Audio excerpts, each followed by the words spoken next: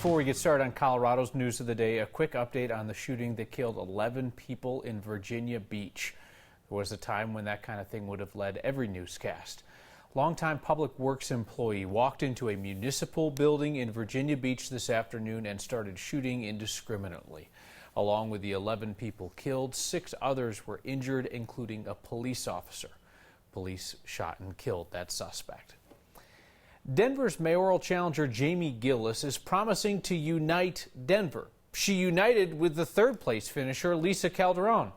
And then Gillis's biggest donors united their dollars with Calderon's campaign bank account. Politics guy Marshall Zellinger looks into whether this was on the up and up.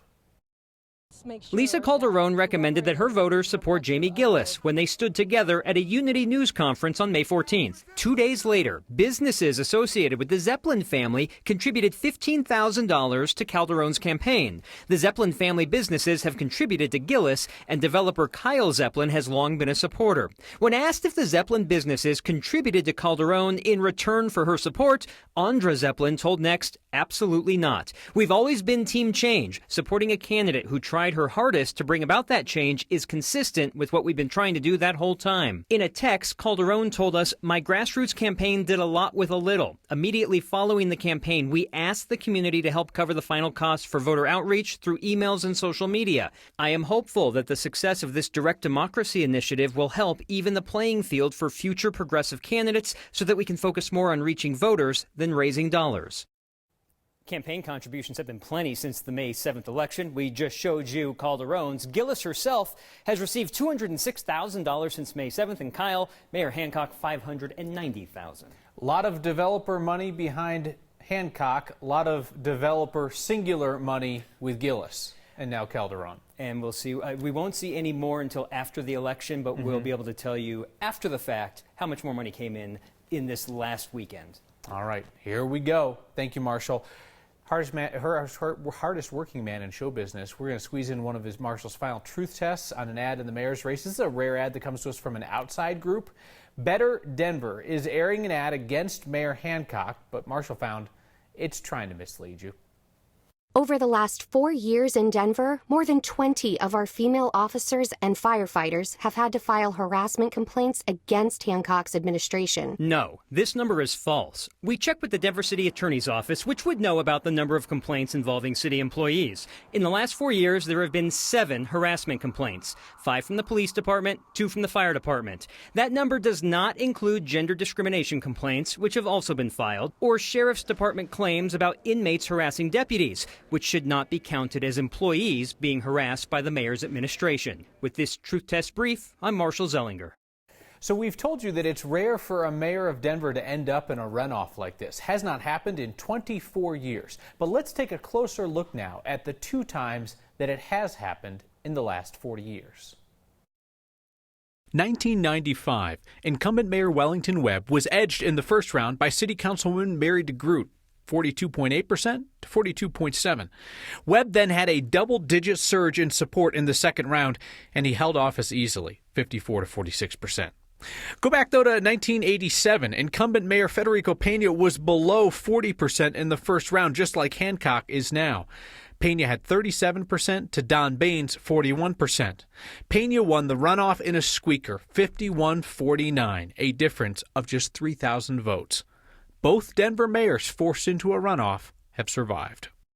Now, the last Denver mayor ousted was Bill McNichols in 1983. He failed to make the runoff altogether after a police scandal and, of course, the famous botched response to a huge snowstorm. So Mayor Hancock is generally thought to be a continuation of Mayor Webb's legacy, and Hancock's expected successor is widely thought to be Councilman Albus Brooks. But this handoff in power between Hancock and Brooks is complicated by the fact that Hancock and Brooks are facing runoff re-elections right now for their political lives. Brooks led in the first round of voting in his council district by just 286 votes over Candy Cidabacca, a longtime neighborhood advocate and a rising star in progressive politics. That Council 9 district covers Lodo, 5 Points, Rhino, parts of Park Hill, Globeville, El Rio Swansea. Now, outside the mayor's race, this is probably the most closely watched election in Denver that's going to a runoff, and it is one that could have a lasting impact on Denver's leadership for years to come. So we asked both candidates to give us their final pitch as they head into the final days of the race. You know what I've learned in this election is that the federal anger, the Trumpian-style politics has seeped into our local politics, and it really makes me sad and regretful. But at the same time, there's hope, because I knocked on 10,000 doors in this district.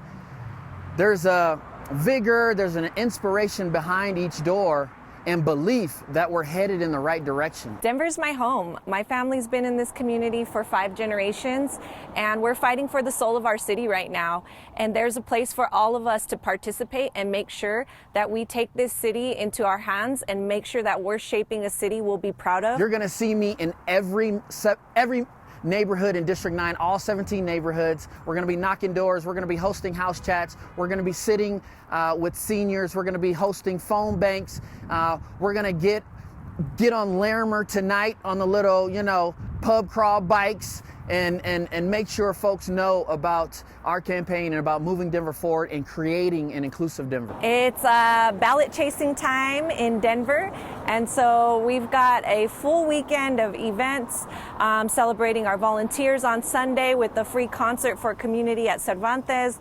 We've got canvassing all weekend, probably going to be our biggest canvas launches tomorrow at 10 a.m. and 2 p.m.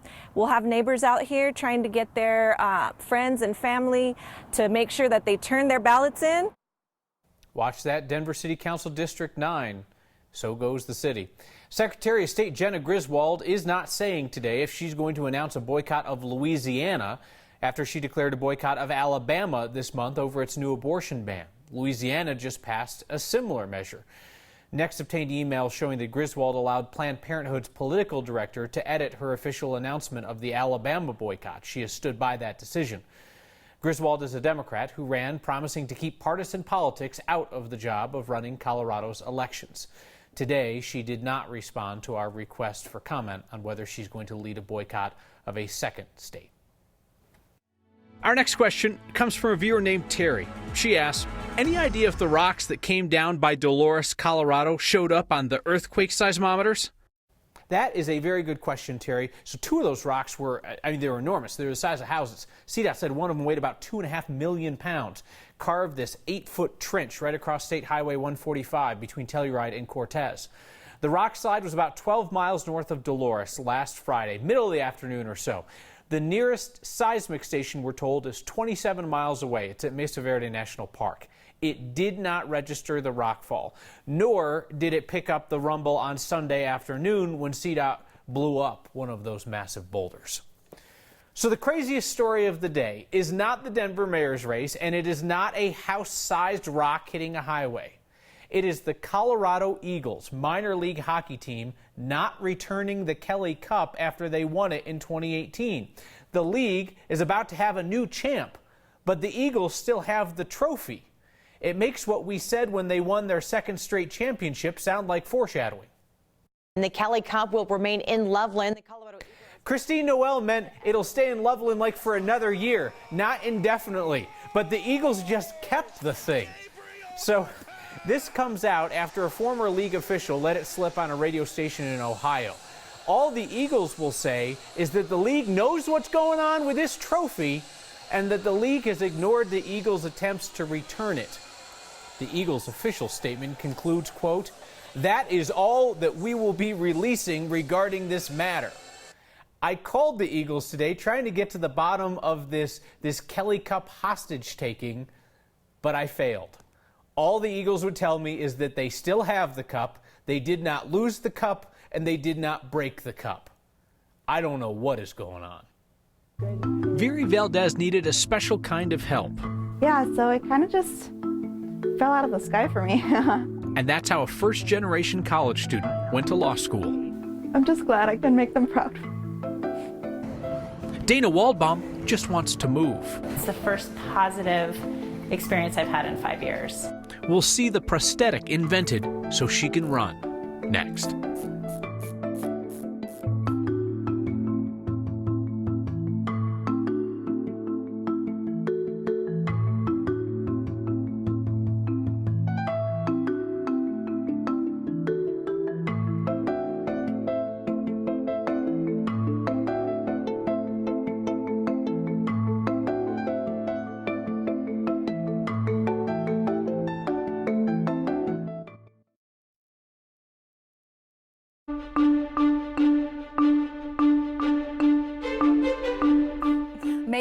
first, and I just was watching this camera, snow showers on the lens, and just like that, some blue skies reappearing at the Eisenhower-Johnson Tunnel. Some darker skies pushing in across parts of the Flatirons into Boulder, but overall, we've been just monitoring a couple of isolated showers cruising off the foothills onto the plains. Most of the action now east of I-25 with some brief heavy showers and then a little bit of lightning. Tonight, these storms move out, partly cloudy, skies move in. We're going to stay in the 40s and 50s, so really mild here in eastern Colorado and even up in the mountains, not too bad.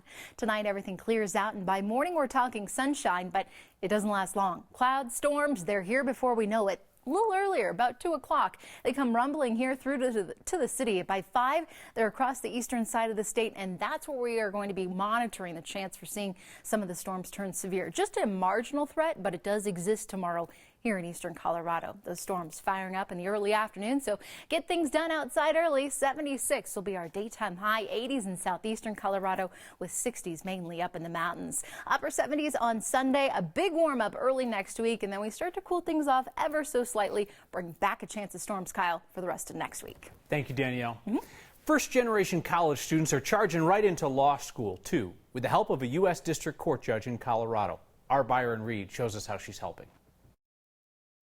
And then this semester, it was a little better. Earning a law degree has been a dream for Viri Valdez ever since she was growing up in Commerce City. I guess it was just a naive dream that I had, that later on as I grew, I realized that it was a lot more than that. She received her undergraduate's degree from the University of Colorado and was one of the first in her family to go to college. But Valdez wasn't quite finished yet. I'm a first generation, so I didn't know how to get to law school. It was something that I kind of had to dive in and kind of figure it out. So there's still more things that you could do if you wanted to. Now she's just finished her first year of law school at the University of Denver with help from a program called Law School Yes We Can. I've received a lot of mentorship, a lot of networking opportunities. The program was started by U.S. District Court Judge Christine Arguello to create a pipeline for low-income and first-generation college students who want to go to law school. And the goal with this program is really to build the support network as well as the training and teaching the soft skills of professionalism that are so important for a career in law. The group hopes to get more underserved students into the law profession by partnering up students with mentors. It's very helpful to see people who look like you in the profession, who are succeeding, who are doing well. And it was just uplifting to know that they knew what I was going through and they knew where I was going and how to get there. Having those in the background are super important. So students like Valdez can pursue a career in law. Oh, they're so happy. And make a dream come true for her family. I'm just glad I can make them proud. In Denver, Byron Reed, 9 News. A runner with 2 legs and 1 problem. I don't have any blood flow in the leg. There's no pulses and no blood flow. So if I get a wound, it won't heal. Determination and technology have her running again. And we'll have your good news next.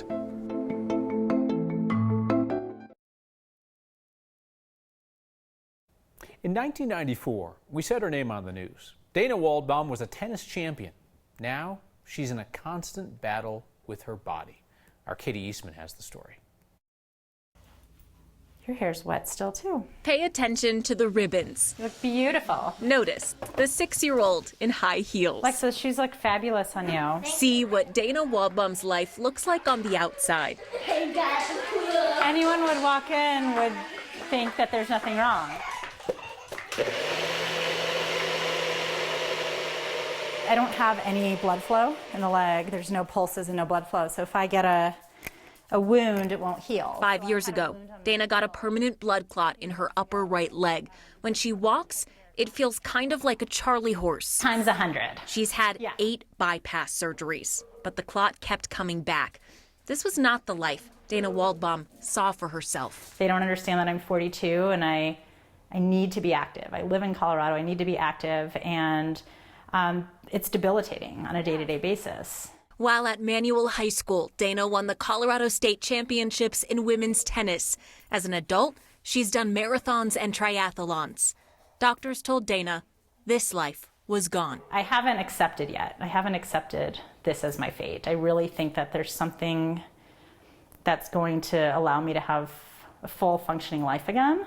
and I feel like I'm not ready to accept defeat. And there was one doctor who wouldn't accept it either. She pushes way harder than I would ever push myself. The vascular surgeon who works out with her every morning at 4 a.m. And we'll do or we can do the plank challenge between the two. Omar Mubarak was her friend when she could sprint up this hill. This route I can only do wearing this. Now they are friends, inventing a new way for people like Dana to walk. So I thought, what if I take a blade and somehow just put it inside of the sole of a shoe and attach it to her leg? Dr. Mubarak showed his sketch for a new prosthetic to the experts. Let's see here. As someone training for an Ironman, Zach Harvey was the only prosthetist who understood why Dana needed this. And so it's unique in the sense that it's actually propelling the person forward and up. Each week, he perfects the device they're calling Dash. We can just take the blade out. It's kind of empowering, actually, to wear it. Every day, Dana moves a little faster. I have about 15 minutes. Perfect. The surgeon. I'm at mile 3. He sees more than a patient. I just like to see a number 30 on there. He notices the sweat. Check out her right hook. Pays attention to the determination. She could do this forever. Envisions a runner. It's the first positive experience I've had in 5 years of someone saying, of course you're going to run again. For Next, I'm Katie Eastman.